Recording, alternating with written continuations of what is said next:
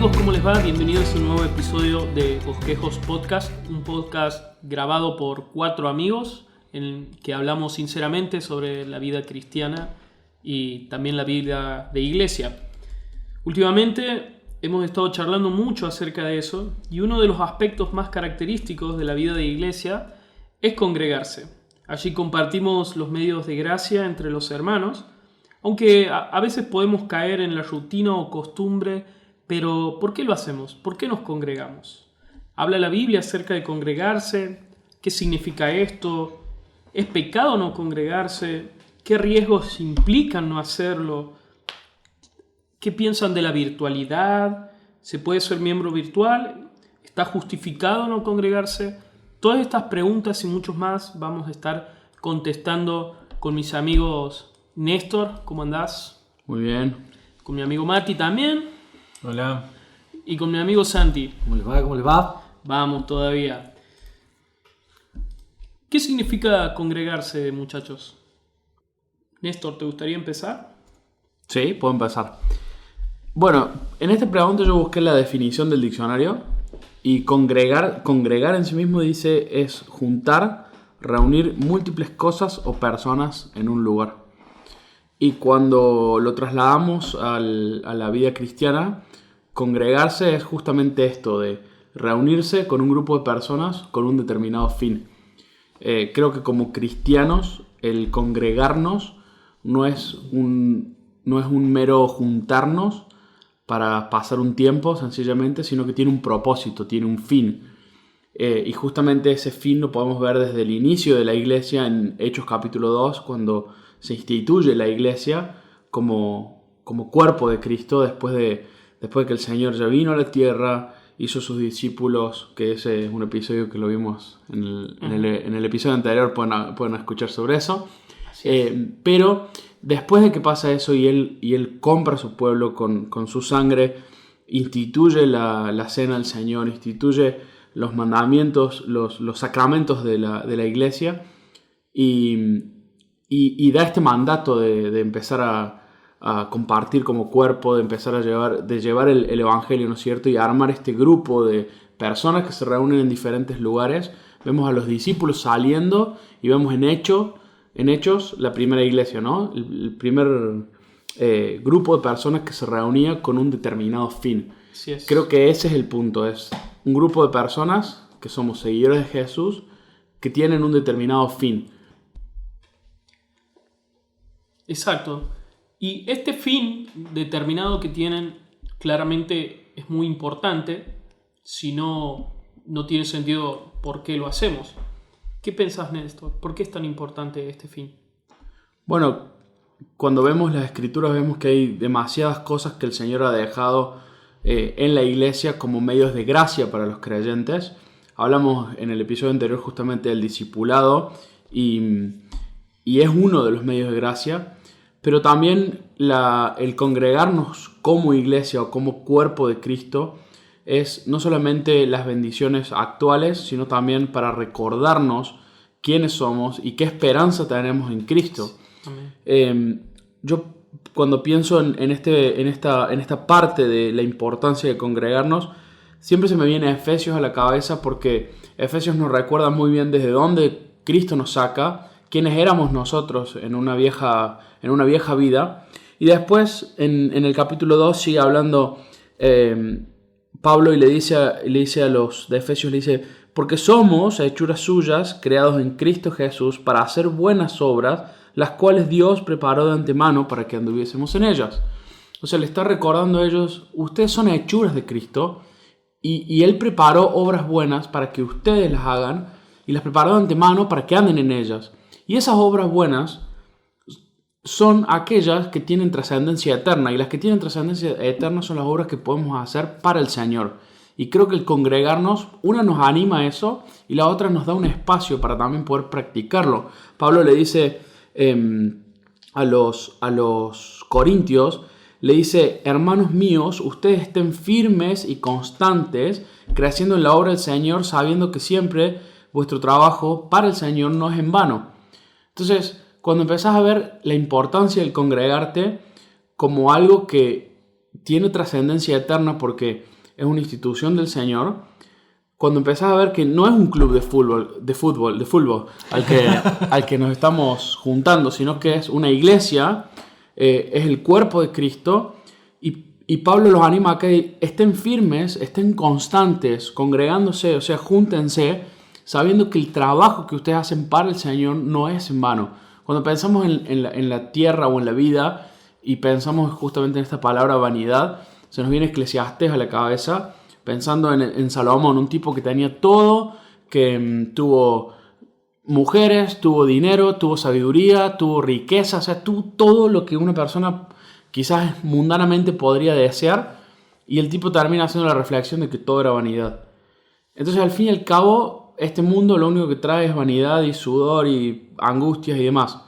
Pero la importancia de congregarnos es para entender de que lo que estamos haciendo no es para este mundo. De que lo que estamos haciendo al congregarnos es juntarnos como un grupo de personas que buscan a Cristo y que buscan recordar de dónde han sido sacadas, que han sido salvas y que tienen un propósito eterno. Qué buen ángulo, Néstor. Me encanta. ¿Vos, Santi? Yo creo que de la mano de lo que viene diciendo Néstor, me parece importante aclarar que el congregarse habla en el contexto de la iglesia, habla mucho más de asistir los domingos. Habla de un compromiso, habla de... Bueno, podríamos expandir mucho en lo que significa, pero hablando un poco y volviendo al episodio anterior del discipulado, habíamos nombrado la importancia de involucrarnos en las vidas de los demás, por ejemplo, que no significa solamente ir a un lugar, por ahí cantar juntos, escuchar a alguien hablar, hablando de una prédica, sino que es mucho más que eso. O sea, estamos involucrándonos en las vidas de los demás, estamos viendo cómo podemos ayudar, cómo podemos servirlos, y en definitiva creo que eso habla de la idea de congregarse en el sentido de involucrarnos, ¿no? Comprometernos. Muy bien, muy buenas respuestas, chicos. También estoy pensando en que la iglesia primitiva se congregaba, y es así como siempre ha sido hace 2000 años, digamos. Es el modelo de la iglesia primitiva en Hechos, como decían ustedes. Los primeros discípulos estaban juntos, unánimes en el templo, partiendo el pan en los hogares, comían juntos con alegría y sencillez de corazón, alabando a Dios y hallando favor con todo el pueblo. Pienso en Hechos 2:46 en este caso, y también en Hechos 2:42 dice: se dedicaban continuamente a las enseñanzas de los apóstoles, a la comunión, al partimiento del pan y la oración. Acá vemos muy bien en este versículo lo que mencionaba Néstor de los medios de gracia, ¿no? Los sacramentos, el bautismo, el partimiento del pan, la oración y la enseñanza de los apóstoles, la palabra. Entonces, es más que una simple rutina, es más que un domingo, es comprometerse y es tener favor, digamos, no solamente hacia adentro de la iglesia, sino también poder ser de bendición hacia la ciudad. ¿Qué pensás vos, Mati? ¿Qué pasa si no me congrego? ¿Es pecado? Bueno, yo creo que acá entiendo que hay dos posturas, seguramente habrá más, pero el texto de Hebreos 10 es muy citado en este caso, ¿no? Hebreos 10:24 dice: consideremos cómo estimularnos los unos a los otros a las buenas obras, no dejando de congregarnos como algunos tienen por costumbre, sino exhortándonos unos a otros, y mucho más al ver que el día se acerca. Yo creo que a partir de ese texto hay dos posturas. Una es la que el faltar a la iglesia no es pecado en sí, sino lo que produce el no faltar a la iglesia. Ahí está la consecuencia, ¿no? Y también que cuando faltas lo que hay que revisar es la motivación, las razones. Entonces, la idea es no tener... Los que van por este lado es no tener una idea legalista sobre la asistencia a la iglesia, ¿no? Porque hay muchas iglesias que hacen sentir culpable a las personas. Faltaste, te hacen sentir como que sos el peor pecador. Y es cierto, ir a la iglesia o faltar a la iglesia no te hace más o menos creyente, y no te condena ni al infierno ni te manda al cielo, ¿no? Entonces, entiendo esa postura, pero a la misma vez yo creo que hay que matizarlo un poco porque faltar a la iglesia es cierto que no es el mandamiento, ¿no? Yo no quiero hacer exégesis acá y tal vez no estoy del todo preparado para hacerla, pero ahí en el texto de Hebreo el no dejando de congregarse no es exactamente un imperativo, ¿no? Por ejemplo, voy a poner un ejemplo de la Gran Comisión. Alguien ha dicho, y creo que ya está aceptado, que el único mandamiento ahí es hacer discípulos. Y después aparecen otros verbos, pero esos nos hablan del modo de hacer discípulos, ¿no? Yendo, bautizando, enseñando. Entonces, hacemos discípulos yendo, hacemos discípulos bautizando, hacemos discípulos enseñando. Ese se me iba. Bueno, en este versículo de Hebreos podríamos decir lo mismo. El verdadero mandamiento es estimularnos a las buenas obras, ¿no? Al amor y a las buenas obras. Lo que quiere el mandamiento para la iglesia es que nos podamos hacer el bien de esa manera. Y la manera de hacerlo inevitablemente es no dejando de congregarnos. Entonces, yo entiendo que el mandamiento no es no dejen de congregarse. Porque la Biblia no lo dice así, no dice no dejen de congregarse, sino dice no dejando de congregarse, ¿no? Es una diferencia pequeña, pero hace el punto. De todas formas, también dice no dejen de congregarse como algunos tienen por costumbre. O sea, ya es una costumbre, es un hábito en el que estas personas habían dejado de congregarse. Exacto. Creo que en la regla no significa faltar una vez. Exactamente, eso iba a decir también, que la idea del autor de Hebreo es el de resistirse, ¿no?, a hacer algo, a una práctica, el de desertar, el de dejar atrás algo. Entonces, ese es el punto de lo que el autor de Hebreos está de alguna manera diciendo, esto sí es pecado, sí. ¿no? No es que si faltas un día o ya sos pecador, pero si empezás a desertar de la iglesia como una costumbre y te opones al plan de Dios, al mandamiento de Dios de estimularnos a las buenas obras, ¿no? Eso sí es pecado. Eso sí es pecado. Entonces, yo ahí hay que matizarlo un poco. Y vos sabés que yo he aprendido mucho esto en la iglesia en Cachi, donde soy misionero. Por ahí, acá en la ciudad, creo, en Córdoba, el ir a la iglesia más bien tiene como ese matiz individual de decir, bueno, a mí me gusta ir a la iglesia, me gusta la alabanza, ay, me hace bien, qué sé yo. Sí. Entonces van y están y se van, ¿no? Pero en Cachi he descubierto, he aprendido a apreciar la importancia del solamente estar. Yo no quiero alentar a los que nos escuchan a solamente estar, pero Cachi es un lugar de mucho catolicismo muy fuerte y si vos vas a la iglesia de los evangélicos quedás marcado. Es un pueblo chiquito donde se empieza a hablar mal de esa persona. Che, ¿por qué fuiste? Te vimos acá, te vimos allá, y mete una presión social impresionante. Wow, sí. Y yo he aprendido a apreciar a aquellos que por lo menos van. ¿No? Sí, ¿Por qué? Porque el congregarse, aunque se van a sentar ahí y no van a decir mucho, habla de que ellos están aceptando esta fe. Ya están siendo testimonio al mundo. Ya están siendo testimonio, ya están diciendo, yo creo lo mismo que los que estamos reunidos acá. Sí. Entonces, eso es algo que por ahí en las iglesias de la ciudad o de otra cultura un poco más individualista, se ha perdido, ¿no? El solo hecho de ir y estar es una declaración de decir, yo creo en esto, creo lo mismo de los que están acá, yo soy parte de esta asamblea. Que era muy fuerte en la iglesia del Nuevo Testamento. Entonces yo creo o sea, yo insisto, ¿no? Hay que más que solamente asistir, eso es seguro, como decía recién Santi, pero ojalá que también podamos a ver eso de la importancia de asistir. ¿Por qué? Porque capaz que alguna vez a algunos nos toque un momento de depresión o de bajón o simplemente no tengo ganas de ir, ¿no? Bueno, ¿para qué voy a ir a no hacer nada, simplemente estar sentado? Bueno, no es lo ideal, pero yo diría que igual vayas, porque el solo hecho de ir aún en tus peores días, ir y sentarte ahí, te va a hacer recordar qué es lo que vos crees y que crees lo mismo que los que estamos ahí.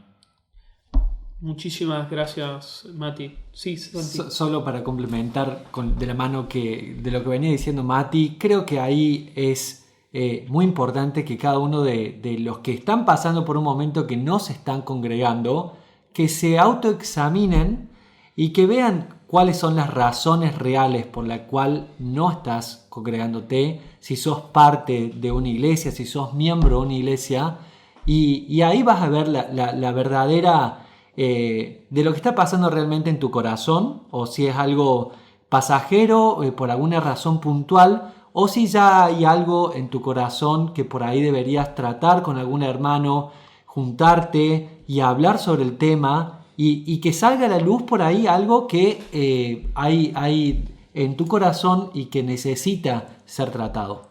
Me gusta mucho el enfoque que le da Santi, el de examinarnos en el corazón, de por qué. Yo creo que es un síntoma de que algo anda mal si Exacto. no tenés deseos de congregarte. Y seguramente no solamente que es pecado, sino de que implican riesgos no congregarse. ¿Qué me estoy perdiendo de no congregarme, Néstor? Yo creo que los riesgos son muchos, como mencionaba Mati recién, de que nos ayuda y nos estimula el hecho de congregarnos.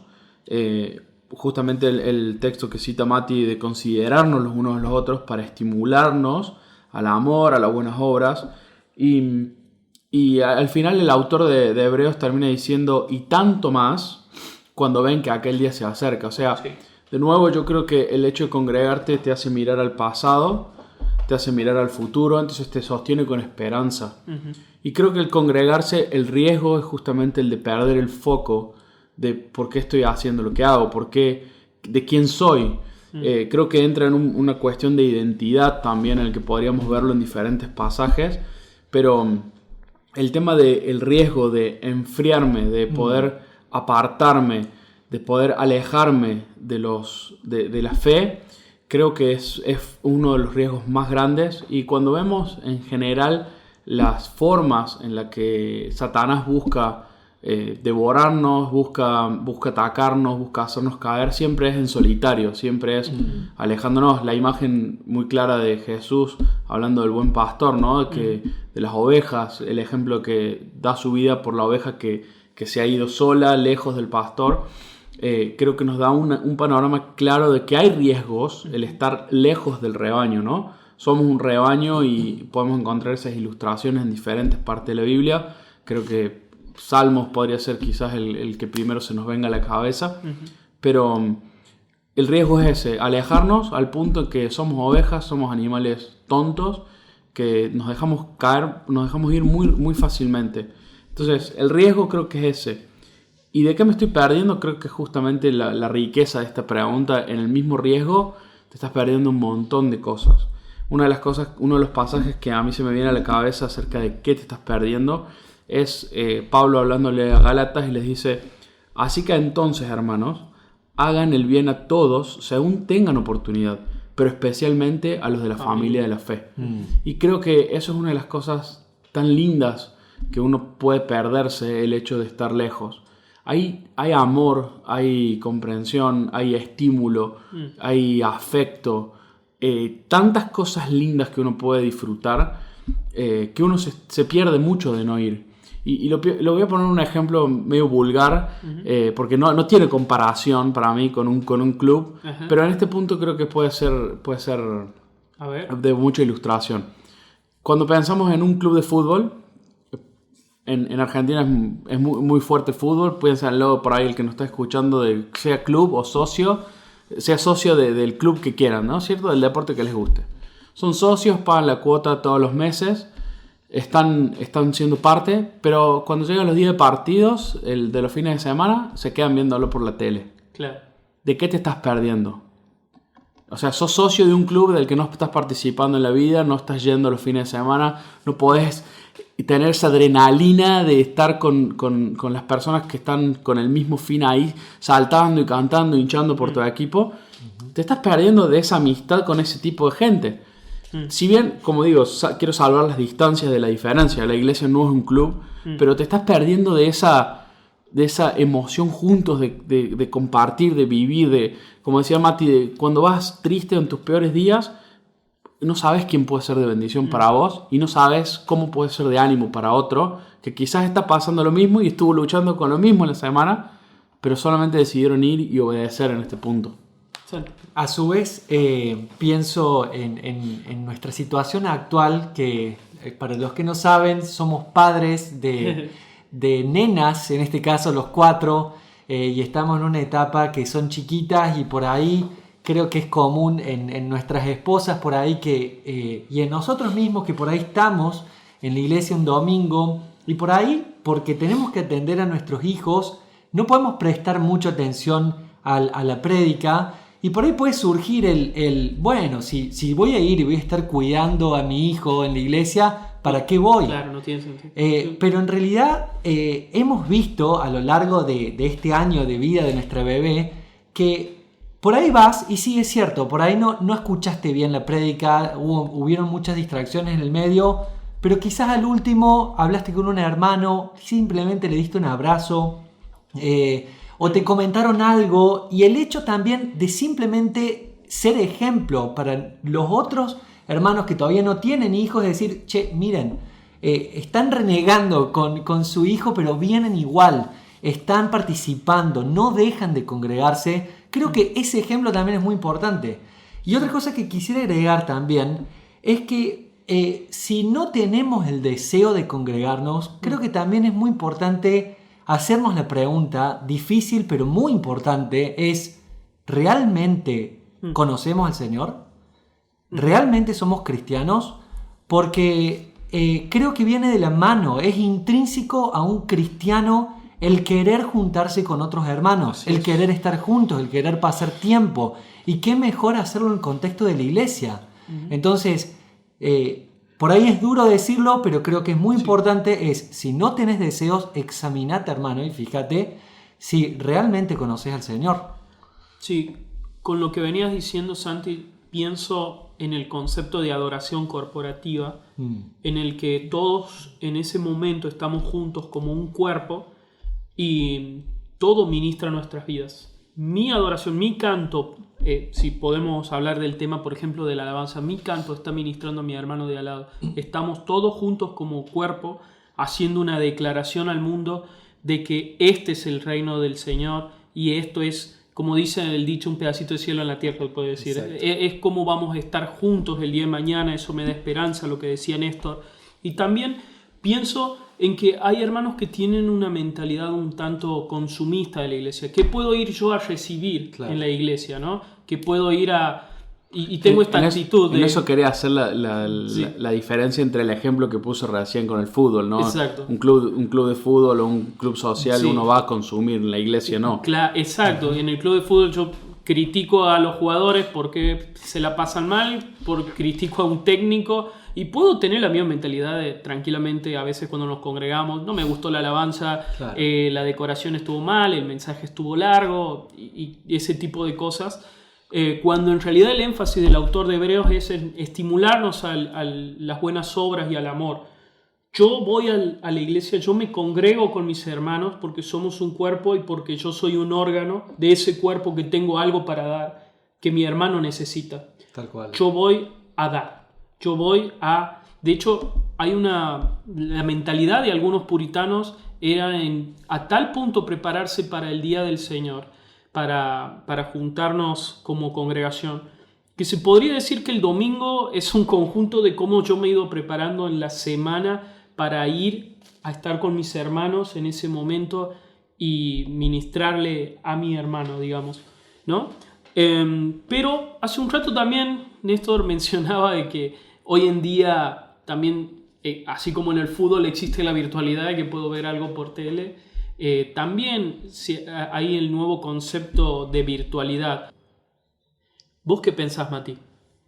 Bueno, sin duda que el congregarse significa estar juntos, ¿no? Recién hablábamos de que Dios ha preparado buenas obras, que Dios quiere que nos comportemos de cierta manera y una gran cantidad de los mandamientos del Nuevo Testamento son imposibles de cumplir si no estamos juntos. De hecho, el versículo de Hebreos que estamos leyendo dice estimularnos al amor y a las buenas obras, ¿no? Eso es imposible si no es una presencia física, real, analógica. Entonces, no, en ese punto no hay como mucho espacio para la virtualidad de la manera en que hoy conocemos. Pero yo voy a tirar dos textos. Esto puede ser muy peligroso, ¿eh? Esto puede ser mucha fruta.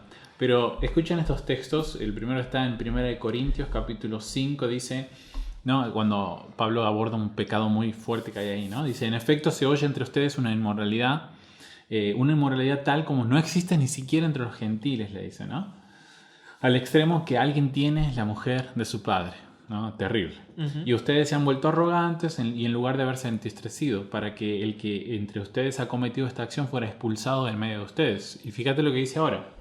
Pues yo, por mi parte, aunque ausente en cuerpo, pero presente en espíritu, como si estuviera presente, he juzgado al que cometió tal acción. Sí, ya lo he juzgado, dice en otras versiones, ¿no? Uh-huh. Y ahí está Pablo diciendo, bueno, yo no estoy presente, pero virtualmente, o espiritualmente, dice en realidad, virtualmente estoy con ustedes y he hecho esta acción que ustedes deberían haber hecho.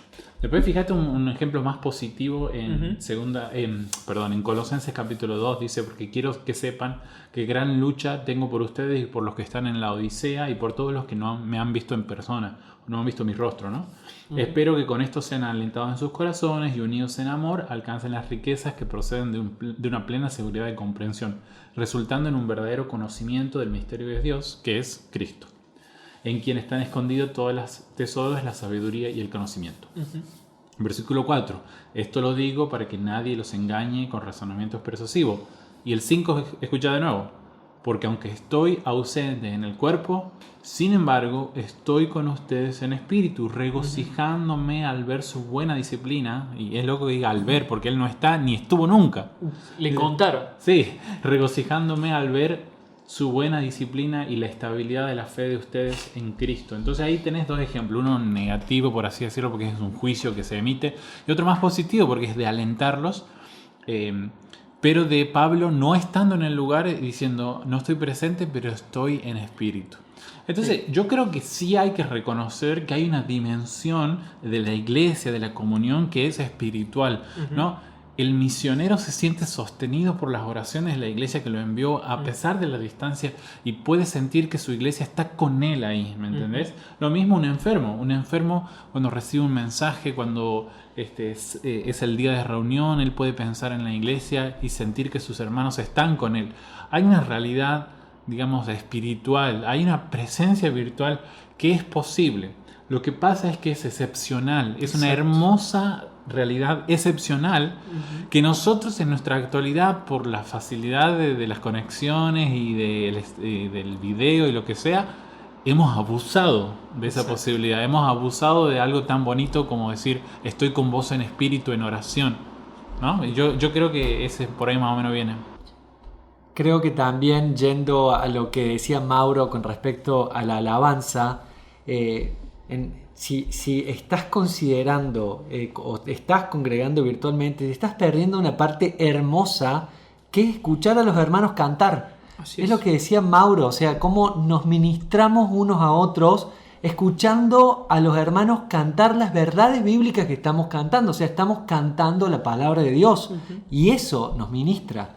Creo que en el caso de nosotros cuatro disfrutamos mucho el escuchar cantar a nuestros hermanos, escuchar cantar a la iglesia. Entonces eso es algo que definitivamente nos perdemos en la parte virtual. Así es.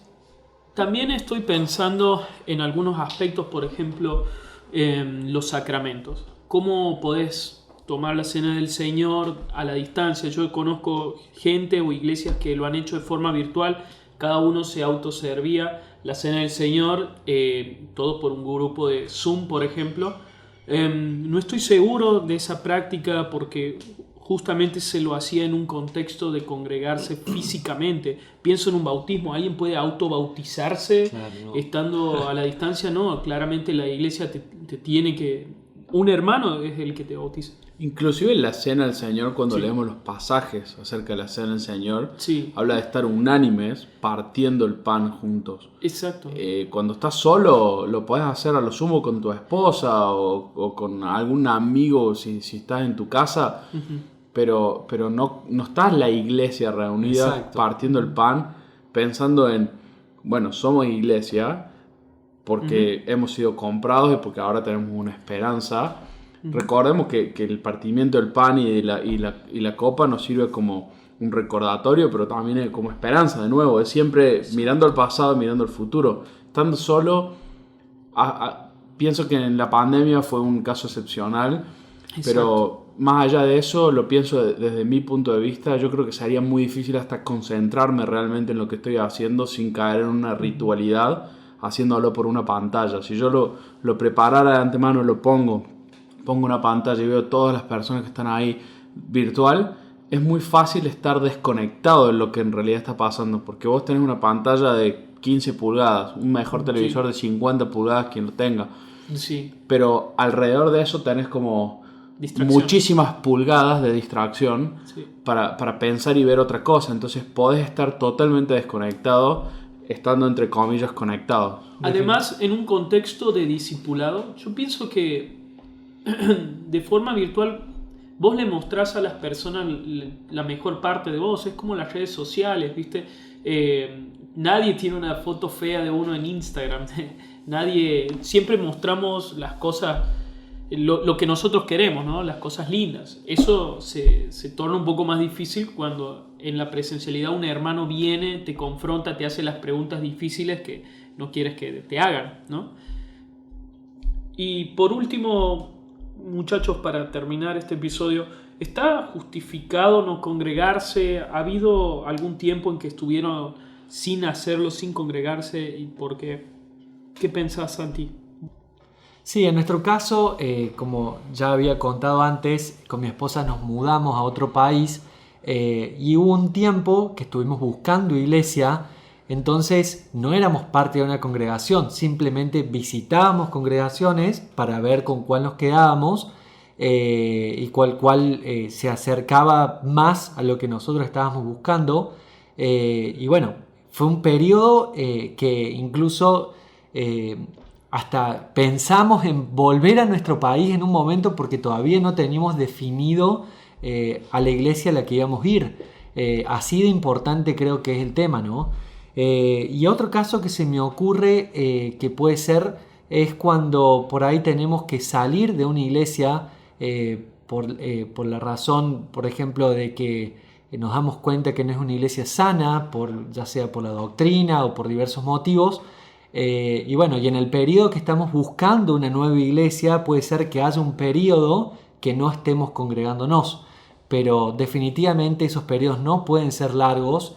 Tenemos que ser muy conscientes de los peligros que hablábamos antes, el peligro de enfriarnos y lo que hablamos de que la parte virtual no es, como decíamos recién, la idea de la iglesia. Tenemos que estar juntos, unánimes, presentes. Físicamente. Así es. Yo creo que respecto a este tema también deriva otro riesgo.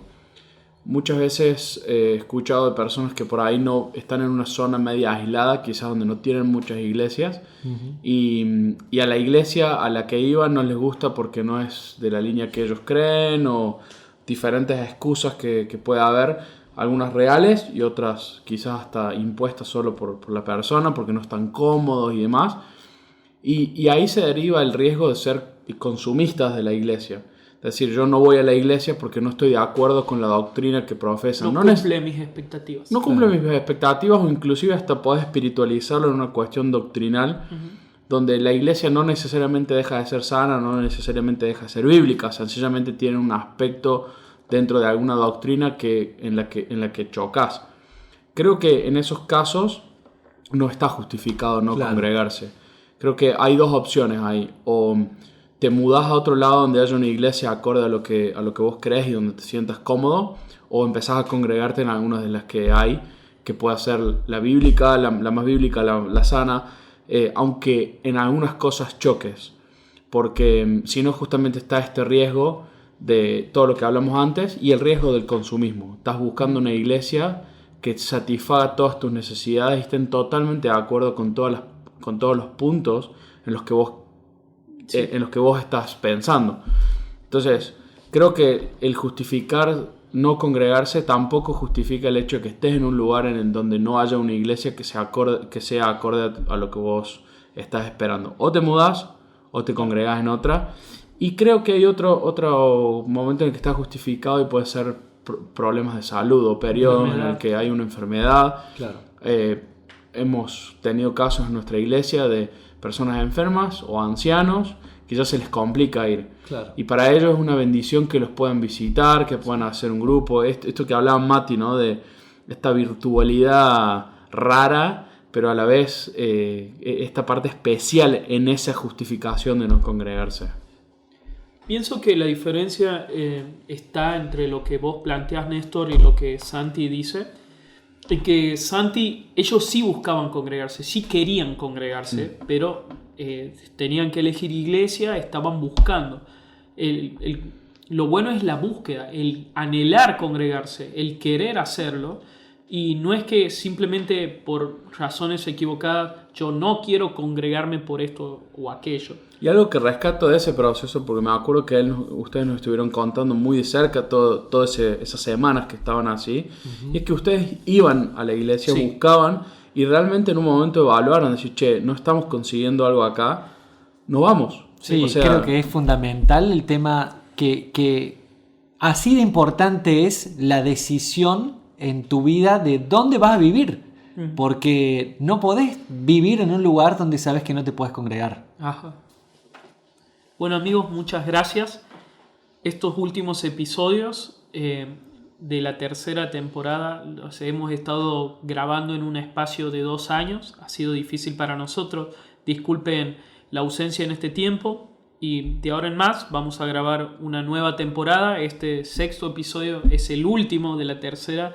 Y bueno, espérennos para una 4ª temporada. Los queremos, estamos muy agradecidos por ustedes, por su vida y por todo el apoyo y las cosas tan lindas que nos escriben en las redes sociales. Los queremos. Nos vemos en una nueva temporada.